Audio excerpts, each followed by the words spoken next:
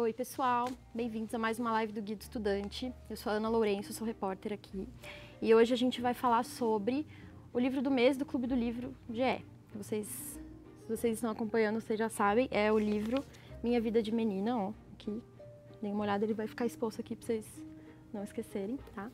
Esse livro é um livro que vai passar a ser exigido na FUVEST a partir desse ano. Acho que por mais 3 anos. 3 anos, né? E bom, para falar sobre ele, hoje eu estou aqui com a professora Suzana Vaz Húngaro. Ela é coordenadora de português do Colégio Bandeirantes. Bem-vinda, Suzana, obrigada. Eu que agradeço o convite. Bom, pessoal, vocês já sabem como funciona. Mandem as perguntas, tá? Se vocês estiverem aqui, eu vou dar uma lida nos comentários. A gente vai comentar o livro, mas agora vamos falar um pouco sobre o roteiro, coisas que o roteiro, assim, um enredo, né? Muito roteiro. Coisas que vocês precisam saber, ficar ligados quando forem fazer a prova. E aí vocês mandem as perguntas que a gente vai lendo, tá? Bom, vamos começar. Vamos. O livro Minha Vida de Menina, ele foi escrito pela Helena Morley, né? Que é uma... Morley, é assim que fala? Morley é né? um pseudônimo, na verdade. É um pseudônimo, né? De uma escritora que se chama Alice Dairel Caldeira Brant.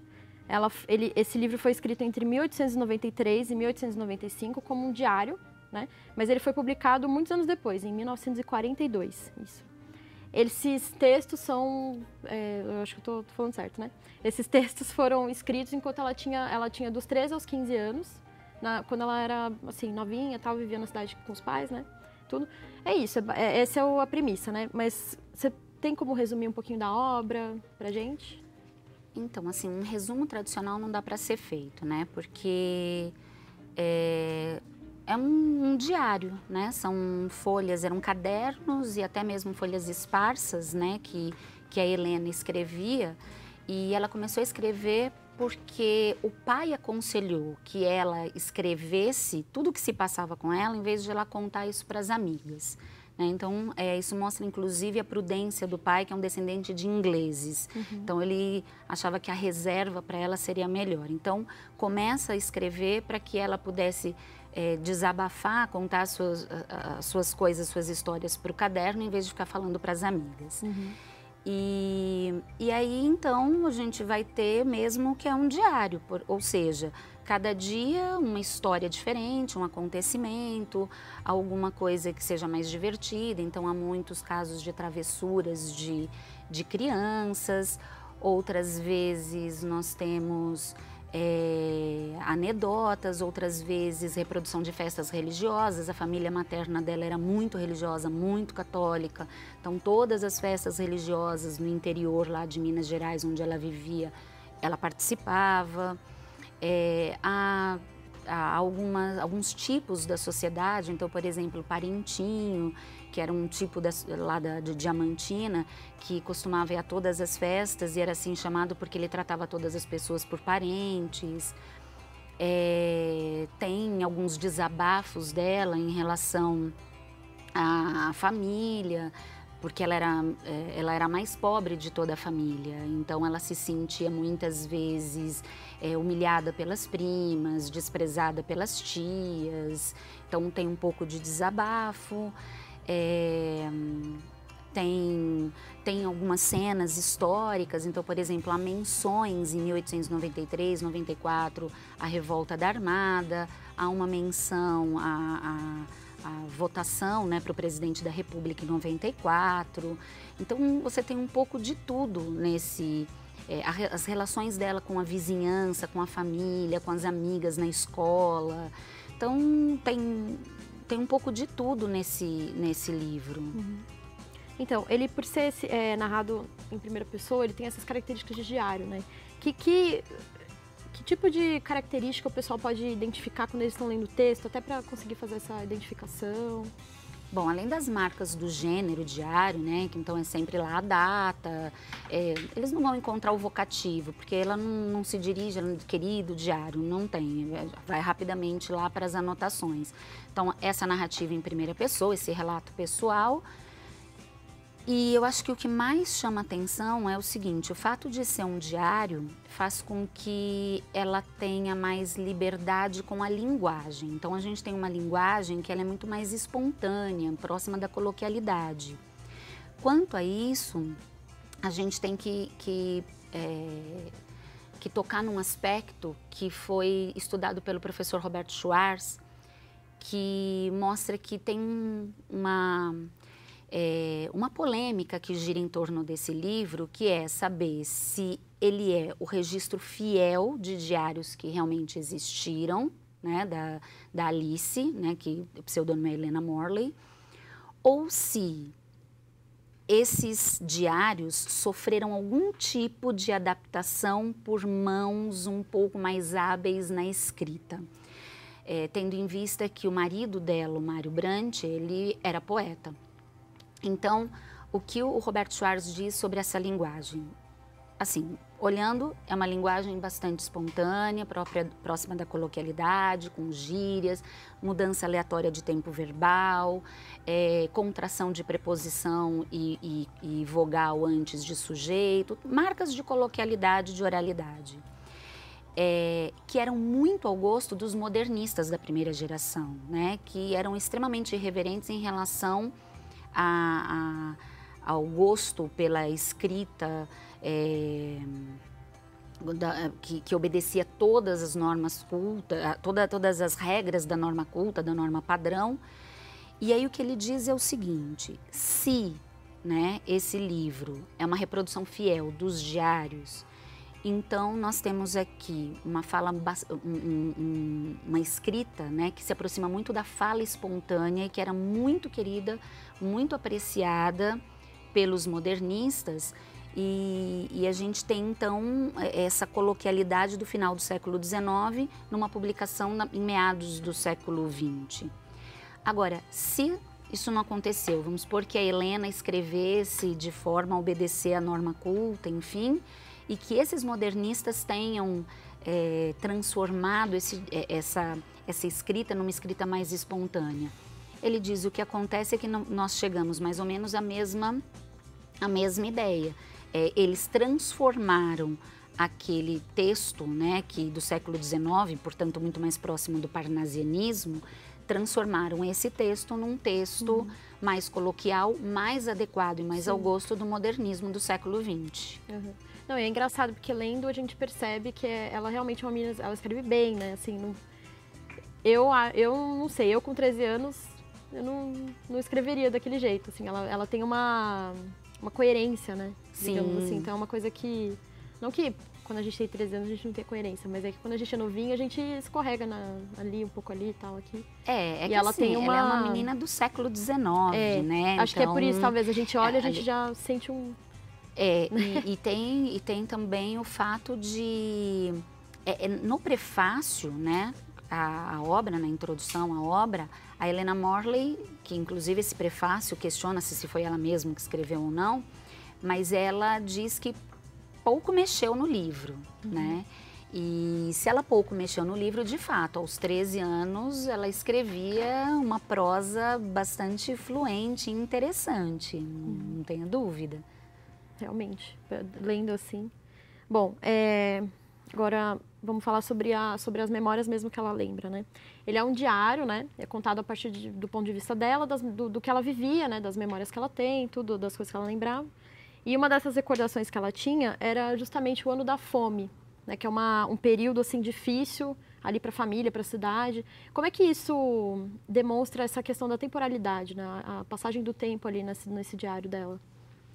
Eu acho que quando a gente fala sobre o tempo, a gente tem que falar sobre outras perspectivas, né? Então, assim, tem o tempo cronológico lá, que é de 1893 a 95, né? Uma narrativa linear, ou seja, os fatos estão narrados na mesma ordem em que eles acontecem, com alguns flashbacks. Às vezes, como esse episódio, é um episódio que ela viveu quando ela era criança, e ela cita no diário porque foi um episódio que marcou muito a Helena. Nenhum diário ele é escrito assim, com intenção de ter valor histórico, mas há muitos diários, e o diário da Helena acaba, quando ele se torna público, quando ele é publicado, ele passa a ter essa função, ele pode ter valor documental. Então, por exemplo, o diário de Anne Frank é um caso desse. Sim. Né? Sim. Então, a gente tem agora o diário da Helena Morley, que traz uma série tem ali, o central é a vida dela, né, no seu círculo familiar, de vizinhos, de amigos, mas você tem também ali costumes, crenças, fatos históricos importantes da sociedade brasileira do final do século XIX. Então, ele acaba servindo também como um outro tipo de documento para que você possa compreender momentos importantes da história do país, como esse, por exemplo, que é o Ano da Fome, que não se diz exatamente em que ano foi, mas que foi anterior a 1893, que foi uma fase, um ano em que houve uma seca muito grande em Minas Gerais e por conta disso não havia alimento para as pessoas. As pessoas passavam fome, nem aqueles que tinham dinheiro tinham alimento, porque não havia o que comprar. E isso marca tanto a Helena que ela acaba resgatando isso e colocando no diário. Certo. Bom, mais uma coisa, puxando um pouco essa questão dela, daquele ambiente que ela estava ali, era Diamantina, né? Ela é mineira. Sim. Né, então. E isso é uma coisa que é bem marcado, fica bem marcada no livro, até porque ela está descrevendo aquela sociedade. Mas por causa disso, dá para dizer que é uma literatura regionalista?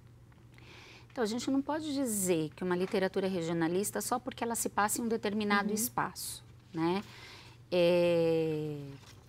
A questão da linguagem que tem ali, a gente tem muito provérbio, tem algumas expressões que são coloquiais, mais regionais.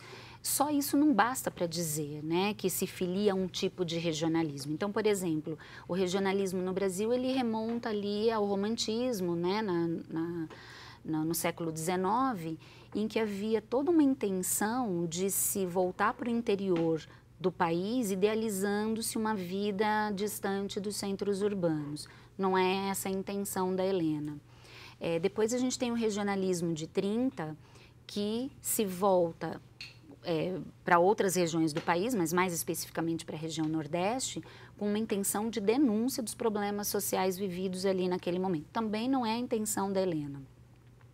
Na verdade, são diários de uma menina que, por acaso, vivia em Diamantina e que, na minha opinião, estão muito mais relacionados, por exemplo, à literatura de memória, né? Então, são as memórias dessa menina na sua adolescência que são divulgadas e que se parecem muito mais nesse sentido com alguns textos do Carlos Drummond de Andrade do que com obras regionalistas, seja do regionalismo universalizante do Guimarães, seja do regionalismo de cunho mais social como Graciliano Ramos, ou do regionalismo mais idealizador do José de Alencar, por exemplo. Então, eu acho que não é muito pertinente essa associação. Tá, beleza.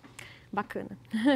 Bom, no início do diário, vamos pegar um pouco mais a questão da Helena mesmo. Ela tem 13 anos, né? Aí ela vai passando o tempo, aí termina quando ela tem 15.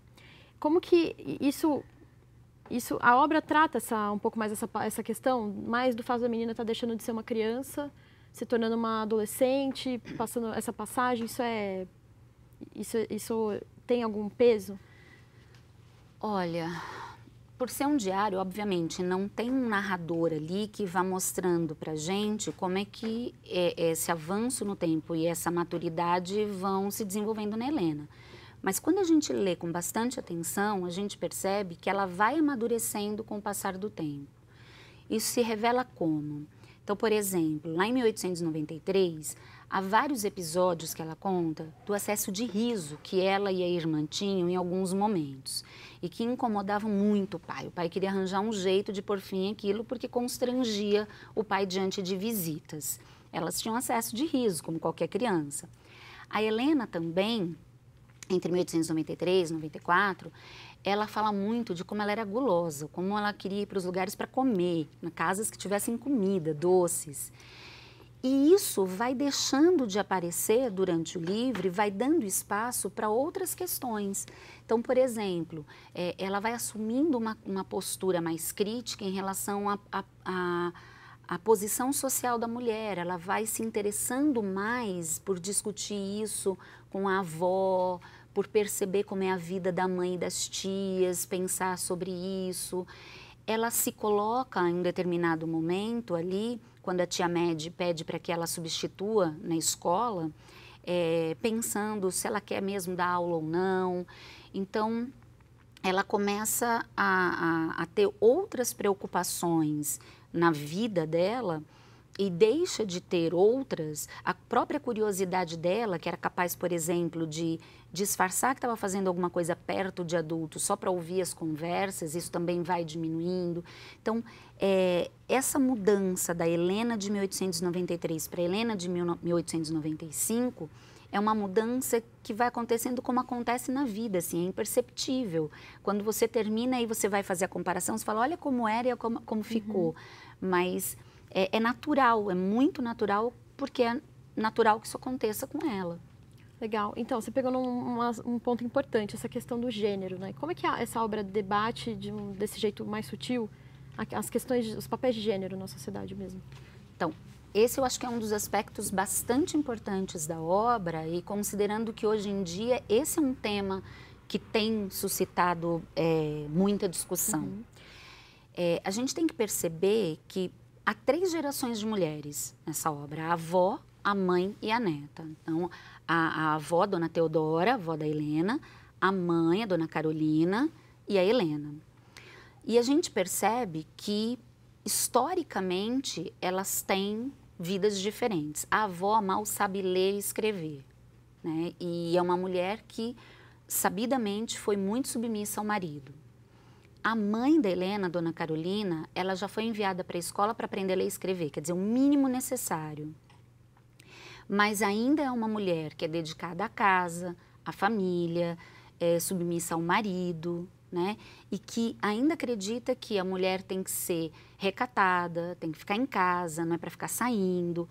E isso já incomoda a Helena, que é do final do século XIX, né? Que é uma menina que já está na escola normal, quer dizer, muito possivelmente, isso não está no livro, né? Então a gente não pode falar sobre isso abertamente, mas muito possivelmente ia parar ali, na escola normal.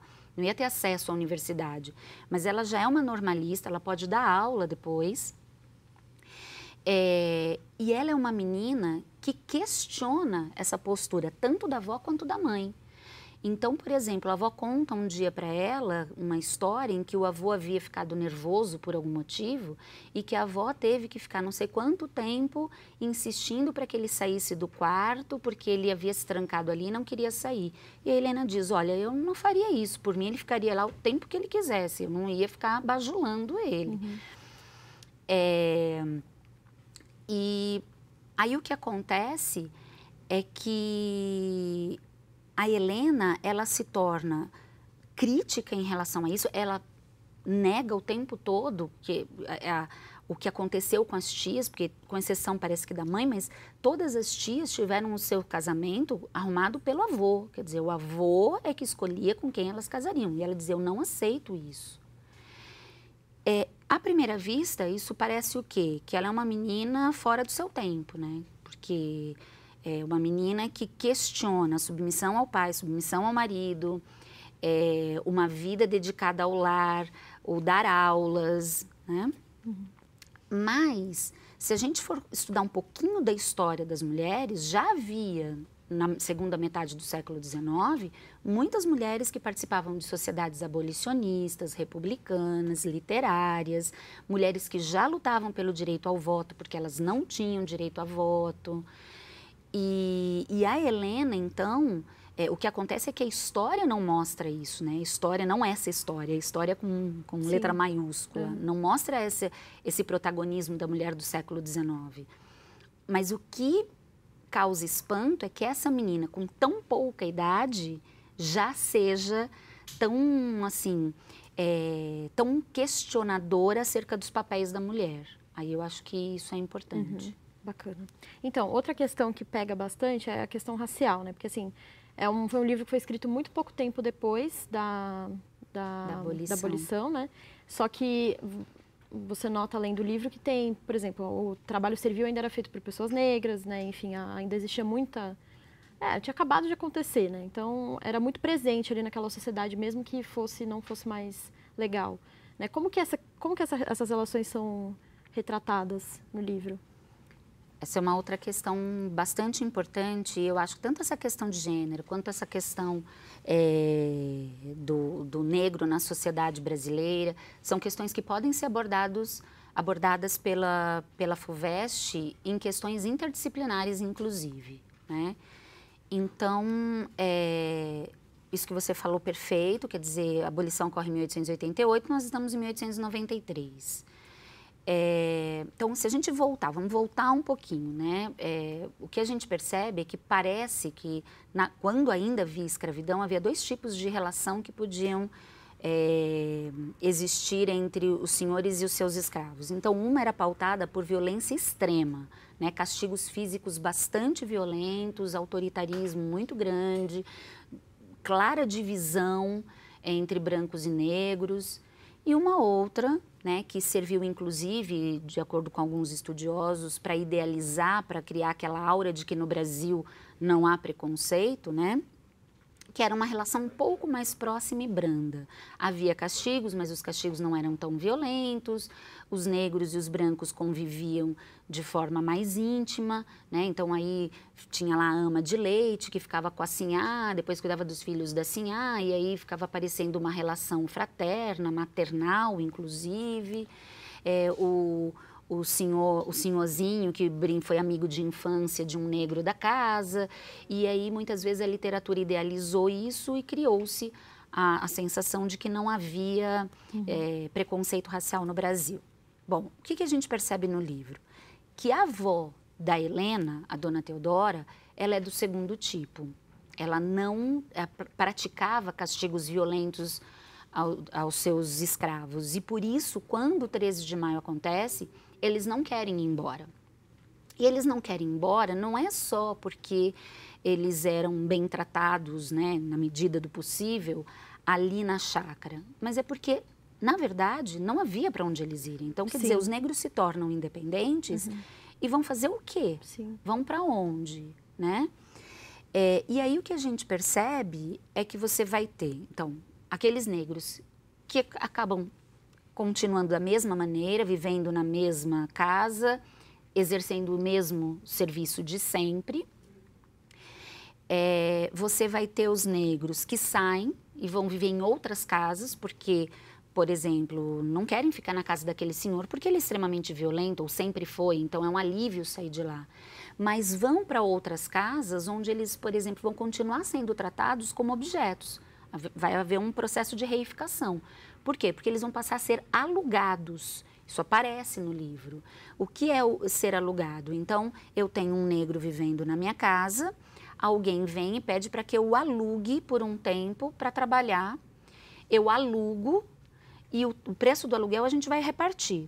E por que eu tenho direito do aluguel? Por conta do trabalho dele. Porque quando ele não está alugado, eu que o sustento. Então, fica uma relação de, olha, você então fica aqui na minha casa, eu fico te sustentando, mas eu posso te alugar, né? Tem também aqueles que vão viver em alguns lugares mais distantes e vão viver em extrema miséria. Então, há vários momentos em que a Helena fala de passar por lugares onde uma negra ou uma família de negros estão vivendo e as crianças não têm o que comer. Então, vão começar também a surgir uma série de negros que não têm para onde ir, não têm onde ficar e vão começar a viver em extrema miséria. Há também no livro algumas raras exceções, né? Então, por exemplo, tem o professor Teodomiro, que é um professor negro, muito respeitado e querido pelas meninas da escola. E há o Salomão, que é um negro que tem 8 filhos, e que conseguiu encontrar na lavra alguns poucos diamantes e com isso ele consegue inclusive educar os filhos. Mas é importante, porque isso fica inclusive na obra, fica evidente, que são exceções. E de certa forma isso mostra um pouco para a gente de onde vem essa origem, né, da discriminação racial, da discriminação social do negro. E a outra coisa que é importante é isso, quer dizer, o negro que você falou do começo, o negro continua sendo discriminado. Mesmo na casa da dona Teodora, né, em que eles chegam até a adotar alguns negros e criar os negros, como é o caso do Nestor, há um episódio em que ela fala para a Helena fala, você não se incomoda de ele ficar aqui abrindo as coisas como se ele fosse um membro da família? E aí ela diz, olha, ele foi criado como membro da família, porque a Chiquinha, que é tia da Helena, tinha perdido uma filha quando ele nasceu, e aí ela adotou como se fosse filho dela. E aí um momento que a avó fala assim, mas daqui a pouco ele vai embora e nos deixa em paz. Então a gente percebe até pelo vocabulário, pelos discursos, como os negros são completamente discriminados, mesmo aqueles que parecem ser membros da família. E a gente vê isso até hoje, né? O tempo inteiro. Ai, eu não sou racista, eu tenho amigos que são negros, não sei o que, aquela coisa. E alguns discursos que, hoje em dia, acho que a gente vê menos, mas assim, eles são bons, né? Discursos que tem no livro, assim, eles são tão bons que parecem brancos. Sim, né? Coisa que a gente vê ainda hoje. Legal, bacana. Então, a gente está um pouco em cima, vamos ter que encerrar em breve, mas eu só tenho mais uma pergunta que eu acho que é importante falar. Essa questão a própria data já indica, né? Ele foi escrito, então, em 1893, um pouquinho depois também da Proclamação da República. Isso é uma coisa interessante que eles mostram, assim, como existia aquela questão do voto de cabresto, né? Então, o fulano tem que voltar porque eu estou obrigando. Como que isso é abordado no livro, assim? Isso eu acho que é legal fazer até um paralelo com história mesmo, né? Também, esse é um outro caso que pode aparecer. O que eu acho é que, assim, fica muito evidente, esse é um livro que tem uma riqueza de interdisciplinaridade muito grande. Fica evidente que no final do século XIX a elite econômica tinha grande influência na sociedade, né? Era uma plutocracia. Ou seja, a gente percebe, por exemplo, que a avó da Helena, ela tem influência em relação à igreja, em relação aos moradores. Eles têm muita influência na sociedade, ainda mais numa cidade pequena como Diamantina. E essa questão do voto de cabresto, ela é abordada com muita naturalidade pela Helena. Para ela, aquilo é natural. E ela faz a menção dizendo que os negros que sabiam ler, eles podiam votar, mulheres não votavam. E para eles votarem, um comerciante da cidade que era envolvido com política, que é o seu cadete, ele dava roupas e sapatos para os negros. E a avó, antes de os negros saírem da chácara, diziam para eles, vocês não peguem papel de ninguém, não ouçam ninguém, e chegando lá, votem em quem Geraldo mandar. Então, não fica explícito, mas implicitamente a gente percebe como funcionava o voto de cabresto no final do século XIX. Sim, certo. Bacana, acho que é isso. Infelizmente, a gente tem que encerrar, porque tá ótimo, daria uma longa discussão aqui, né? Ainda. Mas, infelizmente, a gente tem que encerrar, gente. Mas, então, quem chegou do meio para o fim, quiser pegar o que a gente falou no começo, esse vídeo vai ficar disponível lá na aba Vídeos, tá? Do nosso Facebook. Assistam, comentam, leiam o livro que vai cair na prova. Tá bom? É isso, gente. Até mais. Tchau, tchau.